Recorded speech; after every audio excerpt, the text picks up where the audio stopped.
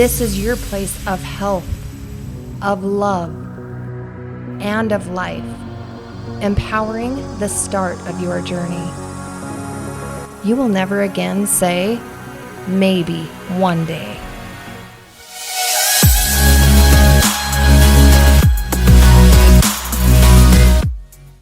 Hey cutie heads, it's Tiff Day and I'm the host of Day One, and I am so excited because we are going on a mental health journey today.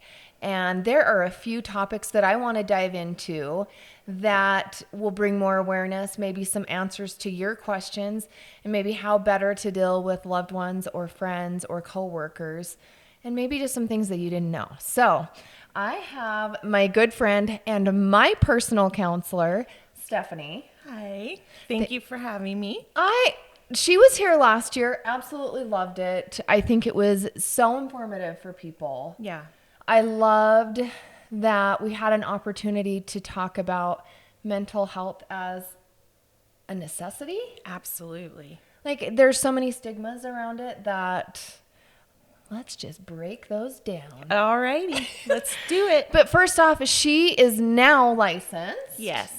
And I'd like you to tell everyone just a little bit about you, kind of what's going on, and share that with them. So, as everybody knows, with the pandemic, mental health has been a really big issue in our society. And I have shifted from doing in-person sessions to doing telehealth, so over Zoom or phone calls.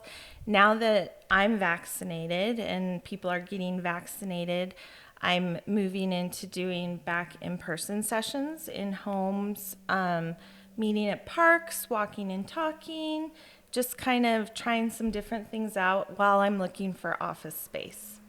So, because she is doing her own thing. yes, I have my own practice now. So I'm just like, I love you so much. I'm so proud of her. She's amazing. How long have I been going to? 3 years.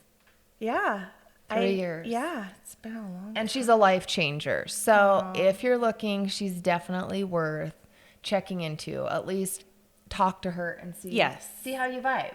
I want to dive in and I want to talk about anxiety and depression. Okay. I feel like those are words that get tossed around easily. Yes. And I mean, just a few things that I've heard just as a normal walking around town kind of gal is just get back outside and do your thing. You're fine. Yeah. Yes. A lot of platitudes and quick fixes. And with depression and anxiety, that's not always, in fact, that's very rarely the case. So there's circumstantial anxiety and depression, which is when you have a lot of circumstances in your life that are going on that are contributing to your level of mood dysregulation, whether it's the anxious piece or the depressive piece. And then there's chemical-induced depression and anxiety, which is when you have a chemical imbalance in your brain. And that has to be addressed in a multitude of ways. You can't just, spend more time in the sunshine for chemical imbalance regarding anxiety and depression. There has to be more therapeutic and sometimes medicinal interventions. Can we talk about what symptoms are? Sure. So let's start with anxiety first. Okay. And I want to say for everybody, symptoms can appear differently. And so you have to really kind of pay attention to your body and your mind and your spirit as to what's going on within you. You have to have kind of some level of self-awareness. And if you're not in a space to be able to do that, which often when you're struggling with anxiety and or depression, you're not, that's when a professional can be really helpful in helping you identify what symptoms are specifically because of anxiety or because of depression, and what is just kind of normal everyday existence, if that makes sense. So with anxiety and depression, there are both internal and physiological symptoms that happen. So, with anxiety, some of the physiological symptoms that people feel is their heart racing or their chest tightening up. For a lot of people, they kind of will lock their jaws, clench their fists if they're feeling stressed.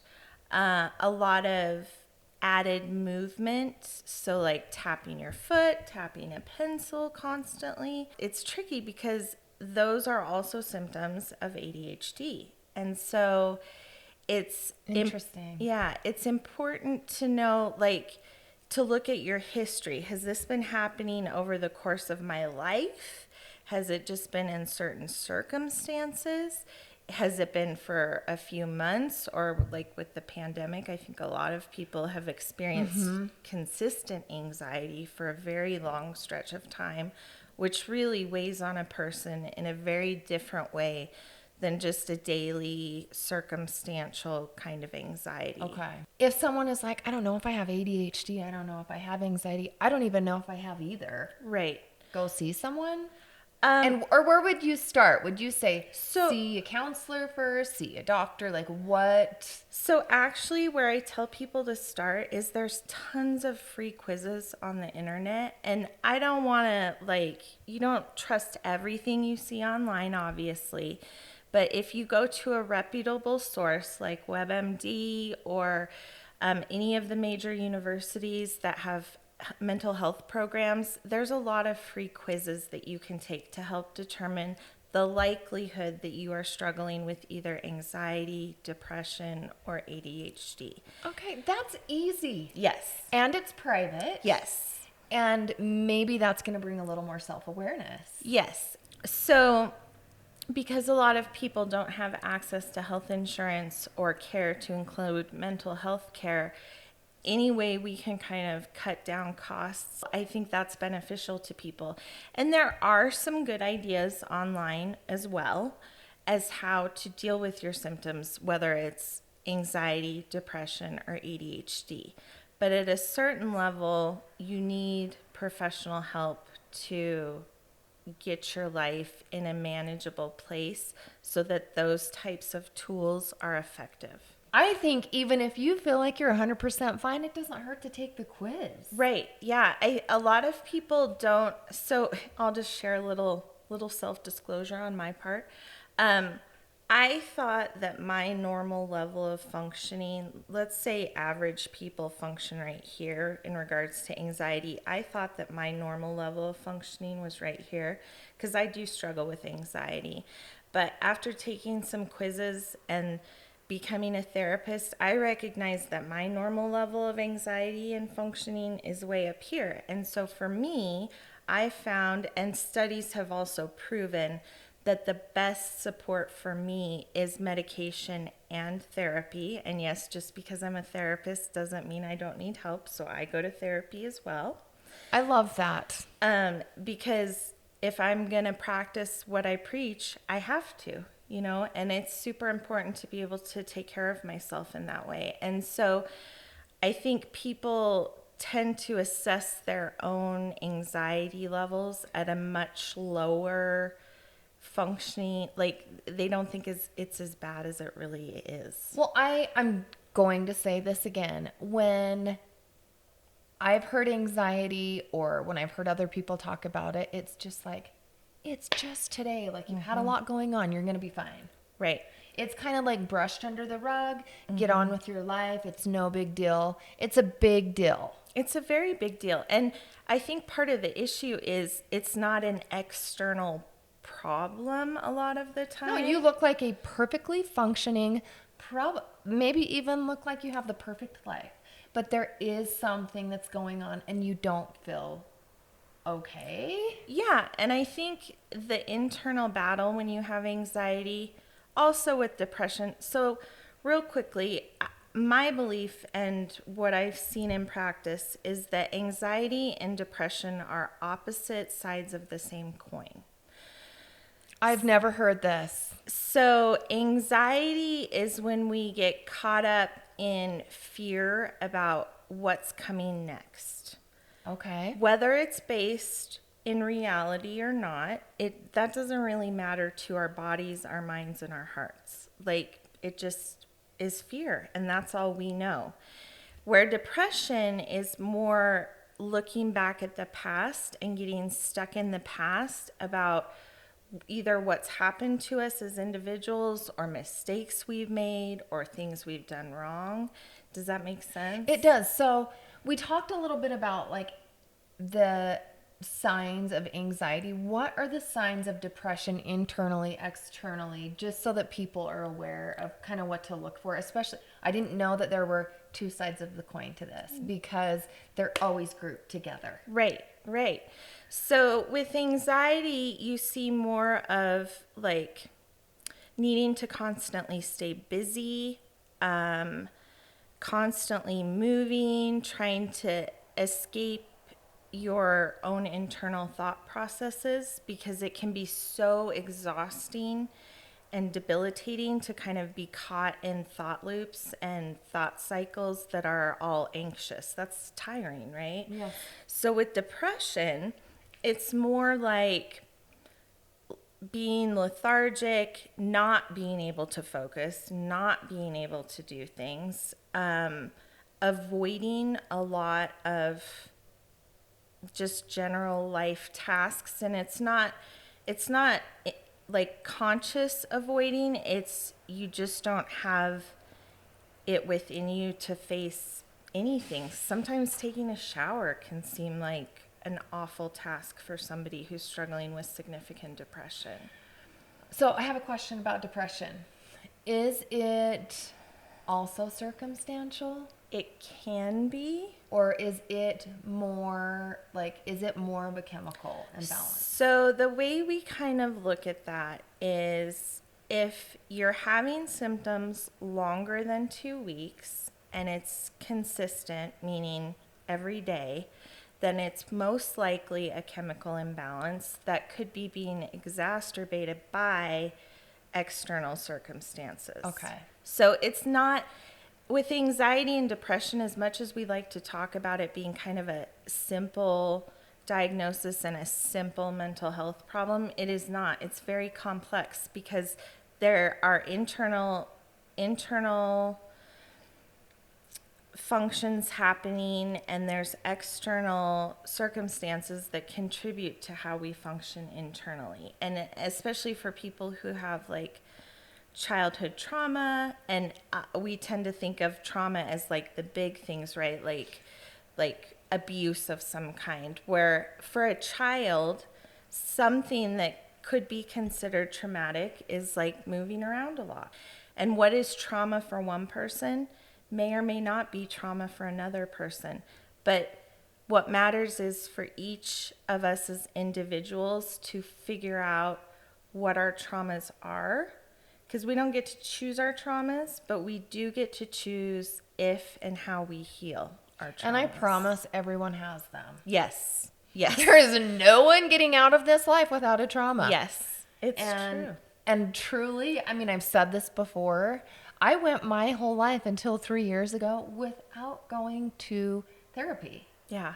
And I'm a different person. I'm telling you right now, I am a huge fan, a huge believer. And I think everyone, regardless of if you have mental health issues, if you don't, if life is grand, if life is down in the dumps, whatever it is, I think you should go. I totally agree with that. And therapy is so much more effective if it's done kind of in a preventative way. Amen, sister. Amen. Versus trying to pick up all the puzzle pieces and fit them back together after the fact. And listen, if you are in the place where you're trying to get puzzle pieces together, start. It's okay. Start anytime, because you have to start sometime. Yeah. And I promise you're going to thank yourself later. Okay, back to our anxiety and depression, because I have some questions as a mom, as a friend. So are there things that I can watch for in my kids or in family members that maybe, or how do I approach that if I see something? So that's kind of a double-sided question there. What to look for as an outsider, what to say, what not to say. Yeah. So I think, especially as moms, we're constantly keeping tabs on our kids, even if they're grown. Yes, I do that. They'll always be my babies. Yes, yes. And so if you are concerned about somebody that you love, typically what will happen is you start to see shifts in their behaviors, in their moods, in their level of engagement. So if somebody's struggling with depression, they're going to tend to agree to do things maybe, but then have a reason that they can't follow through with that thing. Does that make sense? It does make sense. And then if they're dealing with anxiety, typically, and it's different, it depends on the person and it depends on the level of depression or anxiety, but typically people with anxiety can sort of push through and do social engagements that they've committed to, but they're not engaged in the moment, if that makes sense. Yeah, they're there, but they're not there. Okay. Yeah. And typically they'll be doing other things, whether Staying busy. even in that social engagement. Okay. So, Interesting. Another question. yes. Do you think that, I mean, according to, and I know you see all ages, but is it prevalent in teenagers? Is it prevalent in young adults? Is it or does it matter? I know it has no numbers when Right. it attacks people, but So, I think what we've seen, especially since the pandemic, is a huge increase in both anxiety and depression in elementary age kids, wow. middle schoolers, high schoolers, and young adults. And part of the reason it's been so intense for them is everything that was stable for them and provided security and structure for them prior to the pandemic has been ripped away from them. Their schools, their friends, their teachers, having breaks from their parents. You know, there's a lot of things that shifted, and now they're starting to shift back, but we're going to see long-term effects in anybody who's gone through the pandemic because it's so foreign to us, and it literally shut down our lives for a while, and that's going to take some time to deal with. This is kind of just having to do with the pandemic. I totally understand and see how that happened to these younger kids and, school age kids and young adults.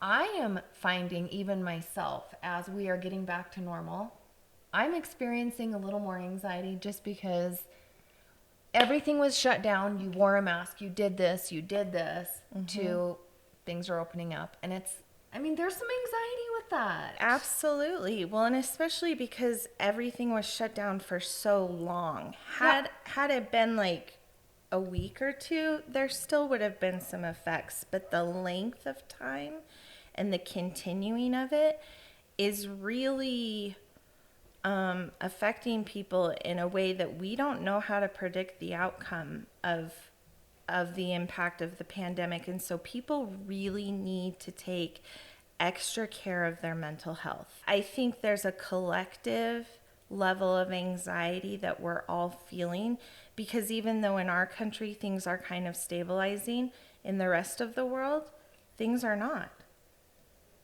That's so true. But even within our own country, it is still Yeah. a nasty battle. Yeah.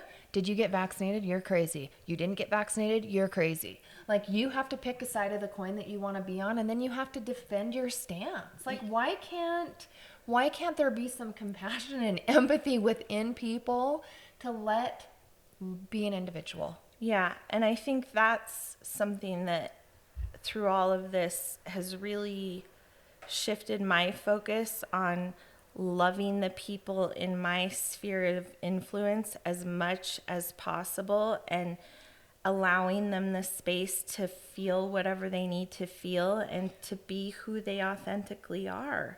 because there's so much divisiveness right now. Yeah. And that affects people's mental health. The feeling of, where do I belong? Do I have to fit in this box? I have to fit in this box. And I don't. Like, internally, I know I don't. So then you have the whole imposter syndrome, Yeah. which increases anxiety and depression.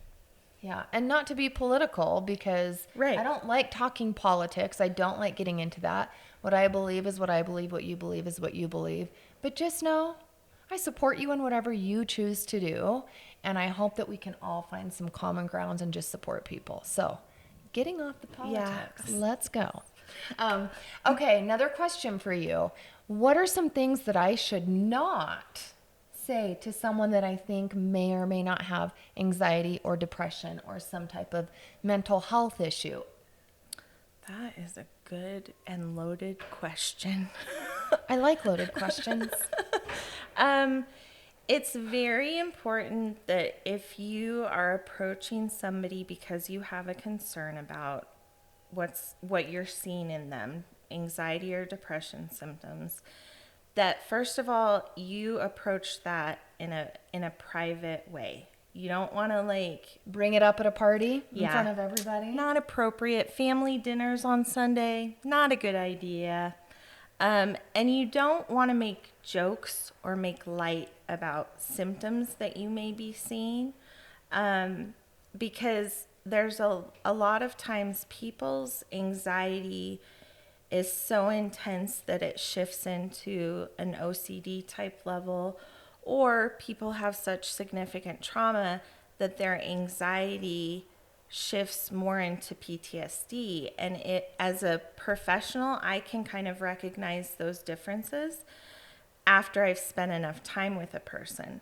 But even just like meeting somebody new and spending a few hours with them, I can't determine what's going on with them unless they share things with me, you know? So Tiff Day walking down the street or even like talking to a friend and I think, gosh, you're so quiet. I should ask you if you have depression. Not a good plan. Yeah, not a good idea. It's not my job. No, and it is, but it is your job to say, you know, I just want to check in with you because I care about you, because I love you, and just see, are you doing okay? And that opens the door for people to say, yeah, I'm fine. I'm just, you know, maybe they didn't sleep well that night, or, you know, maybe they have a new puppy that they're having to babysit and deal with. And so, again, there's a lot of circumstantial reasons that people struggle with anxiety and depression symptoms. But if it's ongoing and the symptoms are increasing or getting worse, you need to talk to a professional. And it's okay to say to your loved ones, look, we've all been through a lot over the last little while, and I've had my struggles. I love you. I'm concerned about you. Is there anything I can do to support you? Will you please share with me and with everyone some free resources? I know you said talk to us about the WebMD. What else can people do? So you can go to the National Website for Health and Human Services has a lot of really good information on it.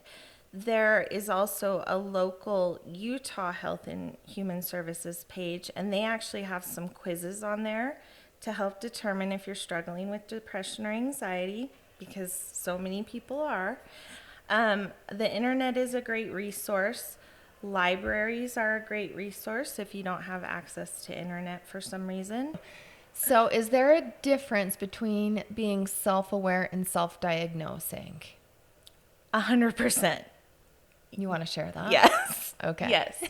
So being self-aware is knowing what your authentic challenges and struggles are and your authentic difficulties, and being able to vocalize those to somebody.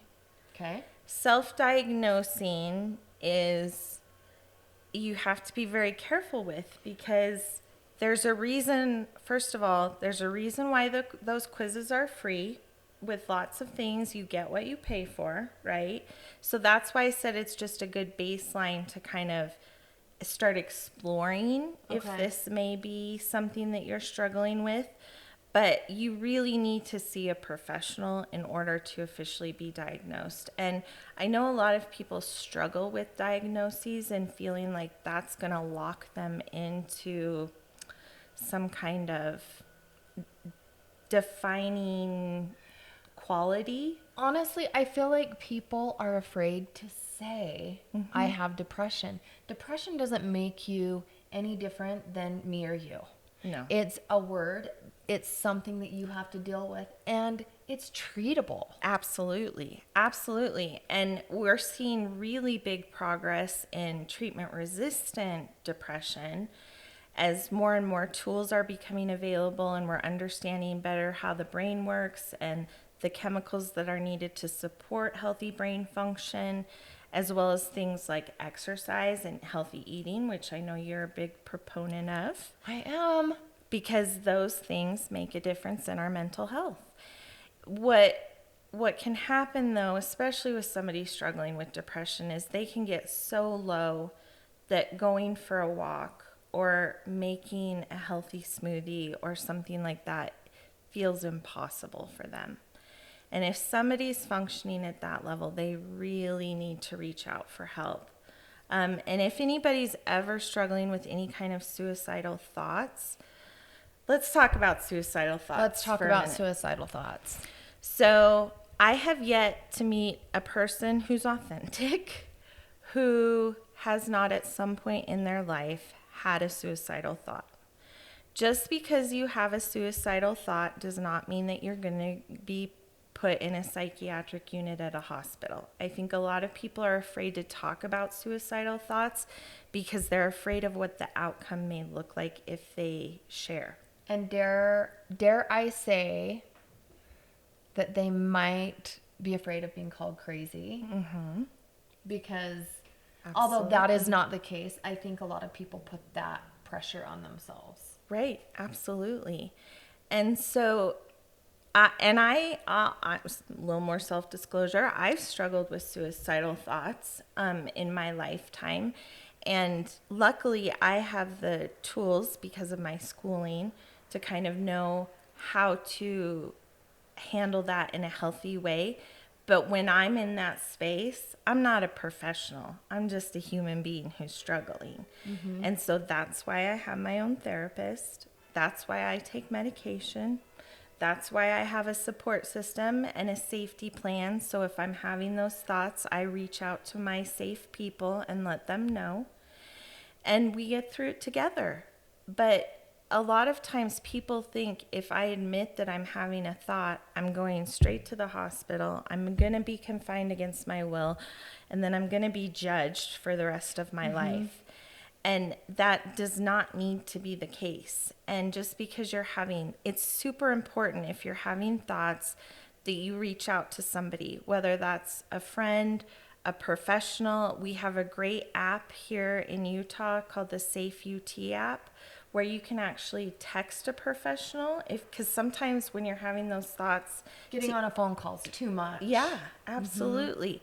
But texting feels a little safer. And so I encourage everybody to download that app and to access it if they need it and to share it with all of the people that they know. Because if somebody's dealing with suicidal thoughts at that level of depression, you really have to have professional intervention. The day one symbol encompasses your mental health, your emotional health, and your physical health.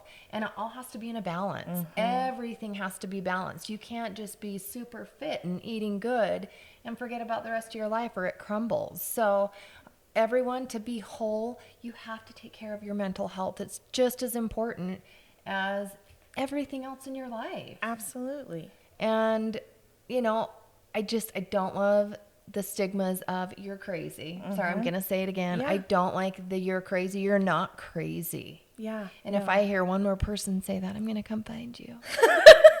Was that aggressive? Passive aggressive? Maybe a little bit. Okay. You can cut that out. But really and truly, I think it goes back to allowing people space to be who they are, allowing them to be on a journey where they're learning and growing and hopefully getting the help that they need. We all need help. Absolutely. I mean, here's some disclosure for you.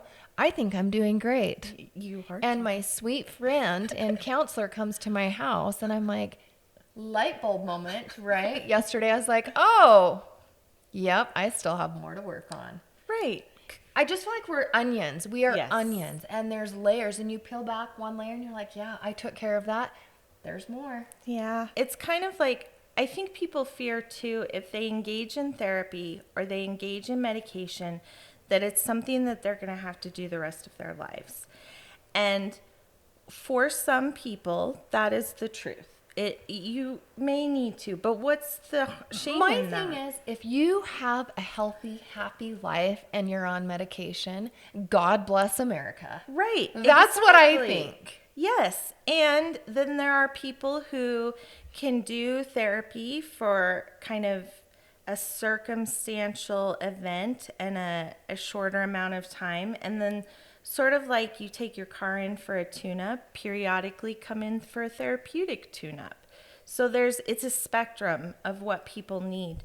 But regardless of what people need, they should be able to access care and support without feeling judged or stigmatized. I agree. So, Okay. So tell us how people can reach you. so the easiest way to reach me right now is through my email. It's Stephanie, STEPHANIE at emotionalhealthandwellness.com. That's my website. And we will put that on here. And I should also mention, if people contact me, I'm happy to do a free 15-20 minute consultation to see if we're a good fit. If we're not a good fit, I'll give you some other resources and some other places to look. But I don't want people to just come to me and feel like an obligation to stick with me because they saw me on your show or some other, avenue. It's important to find the right fit. I just want to thank all of you cutie heads for joining us. May is Mental Health Awareness Month. And again, I'm super grateful that you came on and we dove a little deeper into anxiety and depression and barely touched on ADHD. Yeah, that's that's a whole nother show because, there are so many aspects to mental health, but be self-aware. We all don't fit into a box. We all don't have the same path or journey, and being self-aware and loving who you are and the journey that you're on is the best thing that you can do for yourself. So don't be afraid to get help, and just know that I support you. I love you, and let's make our lives better. Day one.